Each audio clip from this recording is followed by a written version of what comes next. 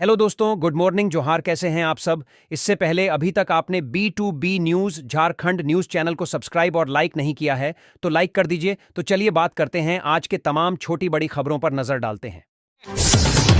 रांची के कोकर के हैदर अली रोड निवासी एक ट्यूशन टीचर अमरेंद्र सिंह ने नाबालिग छात्रा से अश्लील हरकत की।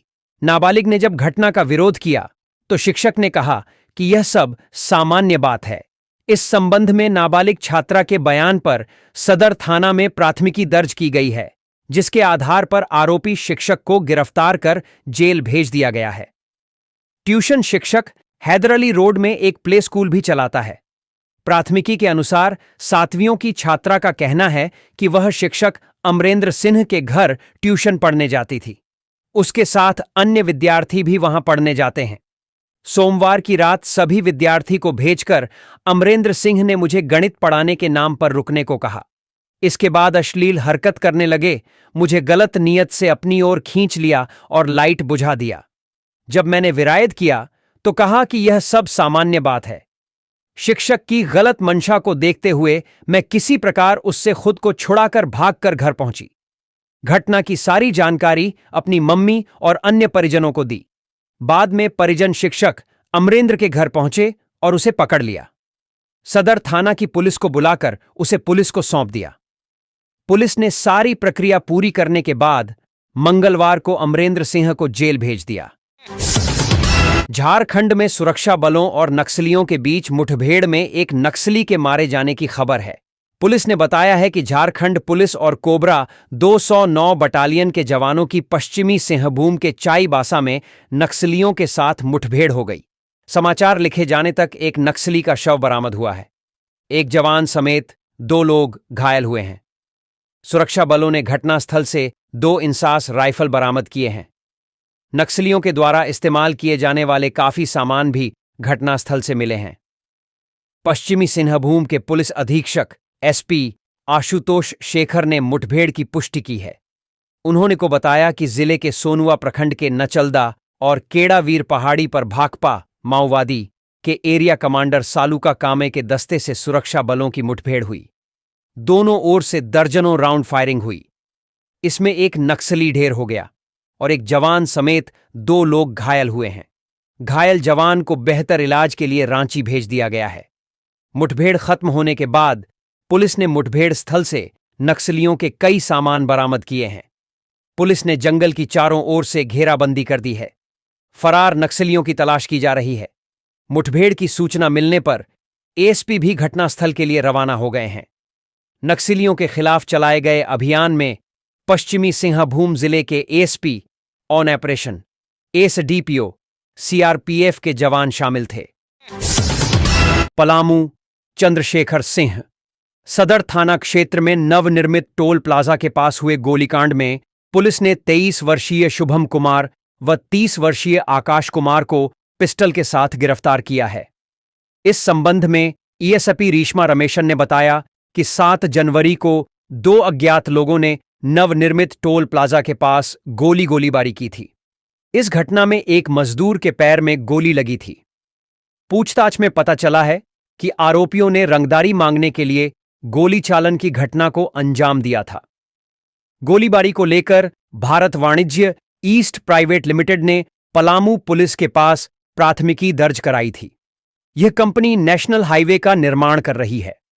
आरोपियों की गिरफ्तारी के संबंध में पलामू पुलिस अधीक्षक ने प्रेसवार्ता में बताया कि पुलिस को गुप्त सूचना मिली थी कि इस कांड में शामिल शुभम रेडमा की तरफ घूम रहा है। इसके बाद पुलिस ने टीम गठित कर शुभम कुमार को गिरफ्तार कर लिया। शुभम की निशानदेही पर पुलिस ने इस गोलीकांड में शामिल आकाश कुमार को भी गिरफ्तार कर लिया। पलामू SP ने बताया कि शुभम कुमार ने ही गोलीबारी की थी। उस दिन मोटरसाइकिल आकाश कुमार चला रहा था। गोलीकांड की घटना के दिन मोटरसाइकिल पर नंबर प्लेट नहीं लगा हुआ था, लेकिन घटना को अंजाम देने के बाद वे मोटरसाइकिल में नंबर प्लेट लगाकर घूमने लगे थे। पूछताछ में पता चला कि मोटरसाइकिल आकाश का ही है। SP ने बताया कि दोनों आरोपी राहुल सिंह नामक अपराधी के लिए काम करते हैं। जिस दिन गोलीबारी हुई थी उस दिन इन लोगों के द्वारा बोला गया था कि राहुल सिंह से मैनेज कर लो, तभी काम करना होगा। पुलिस अधीक्षक ने यह भी कहा कि आकाश पहले भी दूसरे मामले में जेल जा चुका है। पुलिस ने दोनों के पास से एक पिस्टल, 3 जिंदा गोली, एक खाली मैगजीन, पल्सर मोटरसाइकिल और 2 मोबाइल फोन बरामद किया है। एसपी ने बताया कि राहुल सिंह के द्वारा शुभम कुमार को गोली चलाने के लिए 60,000 दिए गए थे, जिसमें से शुभम ने 20,000 आकाश कुमार को दिए थे। इस छापेमारी में एसडीपीओ सदर मणिभूषण प्रसाद, सदर थाना प्रभारी उत्तम कुमार राय, पुलिस अवर निरीक्षक रंजीत कुमार, मनोज मुंडा, आरक्षी वचन राम, सुधीर कुमार पासवान, राजकुमार सिंह, सुरेंद्र पाल, तकनीकी शाखा की टीम व शहर थाना के टाइगर मोबाइल के जवान शामिल थे। प्रयागराज महाकुंभ पर भारतीय जनता पार्टी भाजपा ने कांग्रेस और हेमंत सोरेन सरकार पर जमकर हमला बोला है। झारखंड भाजपा के प्रवक्ता प्रतुल शाहदेव ने आरोप लगाया है कि कांग्रेस के दबाव में हेमंत सोरेन सरकार ने झारखंड के सनातनियों के लिए प्रयागराज में कोई विशेष प्रबंध नहीं किया। उन्होंने कहा कि कुंभ स्नान करने के लिए झारखंड के सनातनियों के लिए राज्य सरकार की ओर से प्रयागराज में कोई विशेष प्रबंध नहीं करना दुर्भाग्यपूर्ण है। उन्होंने मांग की है कि सरकार अविलंब प्रयागराज में नोडल अधिकारी और कर्मचारियों की नियुक्ति करे। यह भी कहा कि झारखंड से प्रयागराज जाने वाले श्रद्धालुओं की सुविधा का विशेष ख्याल रखा जाए। झारखंड प्रदेश भाजपा के प्रवक्ता प्रतुल शाहदेव ने कहा कि हेमंत सोरेन सरकार ने अपना सनातन विरोधी चेहरा दिखा दिया है। प्रतुल शाहदेव ने कहा कि विश्व का सबसे बड़ा धार्मिक सम्मेलन महाकुंभ 2025 प्रयागराज में हो रहा है। लगभग 40 करोड़ सनातनी देश विदेश से गंगा यमुना सरस्वती की त्रिवेणी में डुबकी लगाने आ रहे हैं।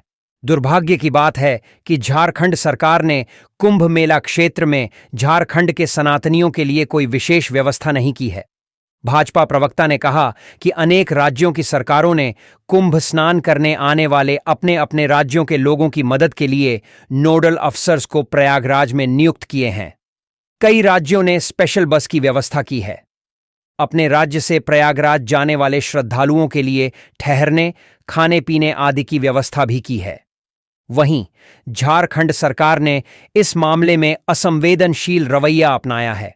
उन्होंने कहा कि अलग अलग राज्यों ने प्रयागराज जाने वाले श्रद्धालुओं की मदद के लिए हेल्पलाइन नंबर जारी किए हैं, लेकिन झारखंड की सरकार ने ऐसा कुछ नहीं किया। प्रतुल शाहदेव ने कहा, अन्य धर्मों के लोग जब धार्मिक यात्रा पर जाते हैं, मुख्यमंत्री सहित तमाम बड़े मंत्री और अधिकारी उनको रवाना करने के लिए स्टेशन तक जाते हैं। 12 साल में एक बार लगने वाले महाकुंभ के प्रति राज्य सरकार का रवैया उदासीन है। उन्होंने कहा कि अभी भी वक्त है। राज्य सरकार अविलंब झारखंड के श्रद्धालुओं के लिए प्रयागराज में अधिकारी और कर्मचारियों को तैनात करे, श्रद्धालुओं को उचित सुविधा मिले, इसकी व्यवस्था करे। महाकुंभ जाने वाले श्रद्धालुओं के लिए विशेष बस की भी व्यवस्था सरकार को करनी चाहिए। भाजपा प्रवक्ता ने कहा कि कांग्रेस के दबाव में हेमंत सोरेन सरकार ने कुंभ मेला से हाथ खींचा है। उन्होंने आरोप लगाया कि कांग्रेस के राष्ट्रीय अध्यक्ष मल्लिकार्जुन खड़गे ने जो कुंभ और सनातन विरोधी बयान दिया है, वह इंडी गठबंधन की सनातन विरोधी सोच को दर्शाता है। झारखंड सरकार कांग्रेस के समर्थन से ही चल रही है, इसलिए ऐसा लगता है कि कांग्रेस के दबाव में ही उसने महाकुंभ जैसे इतने बड़े आयोजन के दौरान सनातनियों की सुविधाओं से नजर फेर ली है। बोकारो इस्पात संयंत्र को लेकर केंद्रीय मंत्री एचडी कुमारस्वामी और राज्य मंत्री भूपति राजू श्रीनिवास वर्मा ने बड़ी घोषणा की है। बीएसएल की उत्पादन क्षमता 7.5 मिलियन टन होगी। इसके लिए 20,000 करोड़ का निवेश किया जाएगा। प्लांट के विस्तारीकरण से 2,500 लोगों को प्रत्यक्ष और 10,000 लोगों को अप्रत्यक्ष रूप से रोजगार मिलेगा। केंद्रीय मंत्री श्री कुमारस्वामी व राज्य मंत्री श्रीनिवास ने मंगलवार को बोकारो एयरपोर्ट के पास पत्रकारों से बातचीत की। वर्तमान में बोकारो इस्पात संयंत्र की उत्पादन क्षमता 5.25 मिलियन टन है। केंद्रीय मंत्री ने प्लांट विस्तारीकरण योजना को लेकर बात की। उन्होंने कहा कि ब्राउनफील्ड विस्तारीकरण को लेकर हॉट मेटल प्रोडक्शन को बढ़ाया जाएगा। स्टील सेक्टर में भारत को आत्मनिर्भर बनाने को लेकर कई कदम उठाए जा रहे हैं। प्रधानमंत्री नरेंद्र मोदी का सपना 2030 तक भारत में इस्पात उत्पादन 300 मिलियन टन करने का है। इस दिशा में निवेश व तकनीक का वृहत इस्तेमाल होगा। इससे देश की अर्थव्यवस्था बढ़ेगी। केंद्रीय मंत्री ने बताया कि बोकारो इस्पात संयंत्र की नींव 1965 में रखी गई थी। 1972 में ब्लास्ट फर्नेस काम करने लगा। उस समय उत्पादन क्षमता 1.7 मिलियन टन थी, जो अब 5.25 मिलियन टन हो गया। प्लांट अब बड़े परिवर्तन की राह पर है। 4,500 घन मीटर का blast furnace, slab casting, rolling facility, stamp charged coke oven battery और सिंटर प्लांट विस्तारीकरण होना है। केंद्रीय मंत्री श्री कुमार स्वामी ने बताया कि प्लांट से कार्बन उत्सर्जन कम करने की दिशा में जरूरी कदम उठाया जा रहा है। 2030 तक प्लांट से कार्बन उत्सर्जन 2.77 टन प्रति टन क्रूड स्टील उत्पादन से कम कर 2.2 टन प्रति टन क्रूड स्टील उत्पादन किया जाएगा। अक्षय ऊर्जा को लेकर भी विभिन्न योजना पर काम हो रहा है। इस दिशा में 30 मेगावाट फ्लोटिंग सोलर ऊर्जा उत्पादन, 20 मेगावाट जमीन आधारित सौर ऊर्जा उत्पादन व 100 मेगावाट रिन्यूएबल एनर्जी उत्पादन की दिशा में काम हो रहा है। मंत्री ने कहा कि अक्षय ऊर्जा से ऊर्जा खपत कम करने में मदद मिलेगी। यह सुरक्षित भविष्य के लिए मददगार साबित होगी। केंद्रीय मंत्री और केंद्रीय राज्य मंत्री भूपति राजू श्रीनिवास वर्मा ने Tasra coal mine of Chasnala washery का दौरा किया। मंत्री श्री कुमार स्वामी ने बताया, कुकिंग कोल के लिए आयात पर देश की निर्भरता कम होगी। सितंबर 2025 तक माइंस से उत्पादन शुरू होगा। माइंस से 3.5 मिलियन टन उत्पादन क्षमता होगी। यह स्टील उत्पादन में कच्चा सामग्री की दिशा में बड़ा कदम साबित होगा। देश को इससे मजबूती मिलेगी। मंत्री श्री कुमार स्वामी ने बताया, चासनाला वाशरी की क्षमता 2 मिलियन टन है। यहां वॉश कोयला में छाई की मात्रा घटकर 28% से 17% हो जाएगी। इससे स्टील उत्पादन में ऊर्जा क्षमता बेहतर होता है। केंद्रीय मंत्री ने कहा कि 2047 तक विकसित भारत का संकल्प लिया गया है। टासरा कोल माइंस व चासनाला वाशरी का विकास कोयला सप्लाई को मजबूती देगा। मौके पर सेल चेयरमैन अमरेंदु प्रकाश समेत बीएसएल निदेशक प्रभारी बीके तिवारी समेत अन्य मौजूद थे। प्रेस वार्ता के बाद केंद्रीय मंत्री श्री कुमार स्वामी को एयरपोर्ट पर सीआईएसएफ की ओर से गार्ड ऑफ ऑनर दिया गया। हेलो दोस्तों, गुड मॉर्निंग, जोहार। कैसे हैं आप सब? इससे पहले अभी तक आपने B2B news Jharkhand news channel को सब्सक्राइब और लाइक नहीं किया है तो लाइक कर दीजिए। तो चलिए बात करते हैं आज के तमाम छोटी बड़ी खबरों पर नजर डालते हैं। राजधानी रांची समेत राज्य भर में मौसम फिर बदलने वाला है। 29 जनवरी की सुबह हल्के से मध्यम दर्जे का कोहरा रहा, जिसके बाद आसमान साफ हो गया। वहीं 30 जनवरी से मौसम में और बदलाव होगा, जब सुबह में फिर से कोहरा और धुंध की संभावना जताई गई है। इसके बाद आसमान में आंशिक बादल भी छा सकते हैं। मौसम विभाग का पूर्वानुमान। मौसम विभाग के अनुसार 29 जनवरी को रांची का अधिकतम तापमान 26 डिग्री सेल्सियस और न्यूनतम तापमान 12 डिग्री सेल्सियस रहेगा। हजारीबाग का अधिकतम तापमान 27 डिग्री सेल्सियस और न्यूनतम तापमान 12 डिग्री सेल्सियस रहने की संभावना है। जमशेदपुर में अधिकतम तापमान 29 डिग्री सेल्सियस और न्यूनतम तापमान 14 डिग्री सेल्सियस रहेगा। पिछले 24 घंटों में झारखंड में मौसम शुष्क रहा और सरायकेला में उच्चतम तापमान 30 डिग्री सेल्सियस दर्ज किया गया, जबकि चतरा में न्यूनतम तापमान 4.8 डिग्री सेल्सियस रहा। 2 फरवरी तक यही मौसम रहने का अनुमान है, लेकिन 3 फरवरी से मौसम में फिर से सुधार आएगा और सुबह में कोहरा या धुंध के बाद आसमान साफ रहेगा। इस दौरान मौसम विभाग ने धुंध व कोहरा के बीच चलने वाले वाहनों के लिए अलर्ट जारी किया है। झारखंड के कल्याण मंत्री चमरा लिंडा ने कहा कि हेमंत सोरेन सरकार झारखंड की जनजातीय संस्कृति के संरक्षण और संवर्धन के लिए प्रतिबद्ध है। उन्होंने घोषणा की कि राज्य सरकार झारखंड के जनजातीय कलाकारों को हर संभव सहयोग देगी। राष्ट्रीय एवं अंतर्राष्ट्रीय स्तर पर पहचान दिलाने के लिए कई योजनाओं पर सरकार कार्य कर रही है। झारखंड की जनजातीय कला और संस्कृति को संजोने और जनजातीय स्वतंत्रता सेनानियों के गौरवशाली इतिहास को चित्रों के माध्यम से प्रदर्शित करने के उद्देश्य से राज्य स्तरीय जनजातीय चित्रकार शिविर का आयोजन किया जा रहा है। वह बुधवार को रांची के मोरहाबादी स्थित डॉक्टर रामदयाल मुंडा जनजातीय कल्याण शोध संस्थान परिसर में राज्य स्तरीय जनजातीय चित्रकार शिविर का उद्घाटन कर रहे थे। इसका आयोजन जनजातीय कार्य मंत्रालय, भारत सरकार एवं झारखंड सरकार के संयुक्त तत्वावधान में किया जा रहा है। 29 जनवरी से 1 फरवरी 2025 तक शिविर का आयोजन किया जाएगा। मंत्री चमरालिंडा ने कहा कि झारखंड के जनजातीय स्वतंत्रता सेनानियों का संघर्ष राज्य की अस्मिता और प्रेरणा का प्रतीक है। उनकी शौर्य गाथा को कला के माध्यम से जन जन तक पहुंचाना बेहद आवश्यक है। इस चित्रकार शिविर के माध्यम से उन वीर सेनानियों की वीरता को फिर से जीवंत करने का अवसर मिला है। झारखंड का जनजातीय समाज हमेशा से अपनी कला, संस्कृति और संघर्षशीलता के लिए जाना जाता है। यहाँ के कलाकारों की प्रतिभा अद्भुत है और यह शिविर उन कलाकारों को एक मंच प्रदान करेगा जिससे वे अपनी कला के माध्यम से इतिहास को संजो सकें। इस वर्ष धरती आबा बिरसा मुंडा की 100वीं जयंती का ऐतिहासिक उत्सव मनाया जा रहा है। इस उपलक्ष्य में झारखंड के वीर जनजातीय स्वतंत्रता सेनानियों के चित्रांकन के लिए यह 4 दिवसीय जनजातीय चित्रकार शिविर आयोजित किया गया है। इस शिविर का मुख्य उद्देश्य झारखंड की वीर भूमि से जुड़े जनजातीय स्वतंत्रता सेनानियों जैसे बिरसा मुंडा, सिद्धू कान्हू, चांद भैरव, तिलका मांझी, वीर बुधु भगत, नीलांबर पीतांबर सहित अन्य अमर योद्धाओं के संघर्ष और योगदान को चित्रों के माध्यम से जीवंत करना है। झारखंड के कोने कोने से आए वरिष्ठ एवं युवा जनजातीय चित्रकार इस शिविर में हिस्सा ले रहे हैं। प्रतिभागी कलाकार अपने चित्रों के माध्यम से स्वतंत्रता संग्राम के महानायकों की गाथाओं को जीवंत रूप देंगे। चित्रकला की विभिन्न शैलियों जैसे सोहराई, कोहबर, पिटौरा, गोंड, वारली और अन्य जनजातीय कला रूपों का प्रयोग किया जाएगा, जिससे झारखंड की समृद्ध कला परंपरा को भी बल मिलेगा। शिविर के अंत में सभी चित्रों को एक विशेष प्रदर्शनी के रूप में प्रस्तुत किया जाएगा, जिसमें झारखंड के स्वतंत्रता संग्राम से जुड़े चित्रों को प्रदर्शित किया जाएगा।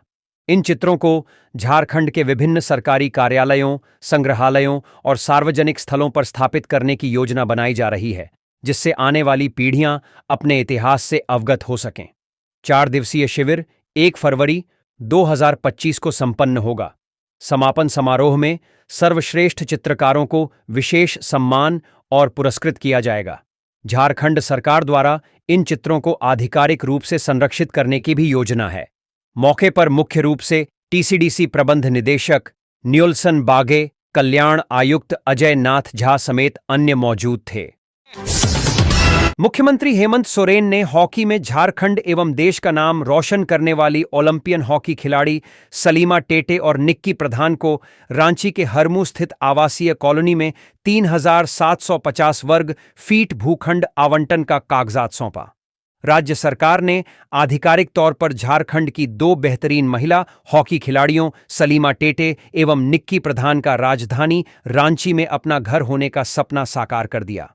मुख्यमंत्री ने इन्हें हरमू आवासीय कॉलोनी के प्लॉट नंबर 10B एवं 10A में 3750 वर्ग फीट भूखंड आवंटन की प्रतियां आवास निर्माण के लिए दीं। मुख्यमंत्री ने भूखंड देने के साथ यह घोषणा की कि इन दोनों खिलाड़ियों को अपना आशियाना बनाने के लिए राज्य सरकार खेल नीति के तहत 35-35 लाख रुपए उपलब्ध कराएगी। झारखंड मंत्रालय के सभागार में आयोजित कार्यक्रम में मुख्यमंत्री बोल रहे थे। मुख्यमंत्री हेमंत सोरेन ने कहा कि आज उत्साह का दिन है। इन बेटियों ने अपने हुनर और काबिलियत से सिर्फ राज्य का ही नहीं, बल्कि पूरे देश का नाम रोशन किया है।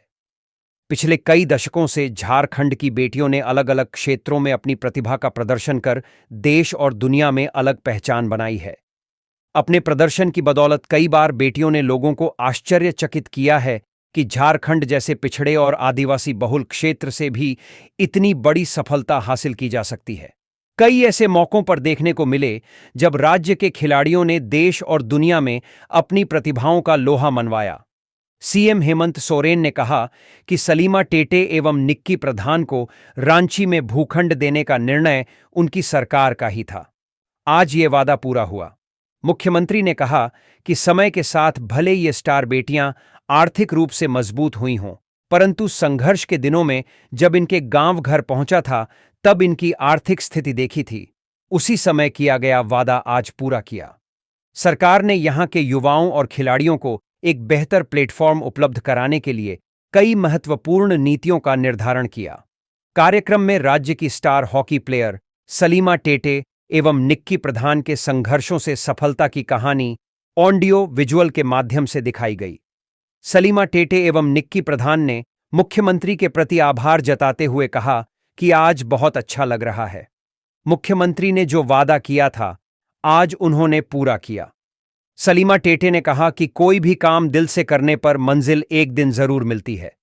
निक्की प्रधान ने कहा कि वर्ष 2021 में पहला ओलंपिक पार्टिसिपेशन के बाद जब वे रांची पहुंची थीं, तब मुख्यमंत्री ने इसी सभागार में जमीन देने का वादा किया था। आज उन्होंने अपना वादा पूरा किया। अब रांची में अपना घर होने का सपना पूरा हो रहा है।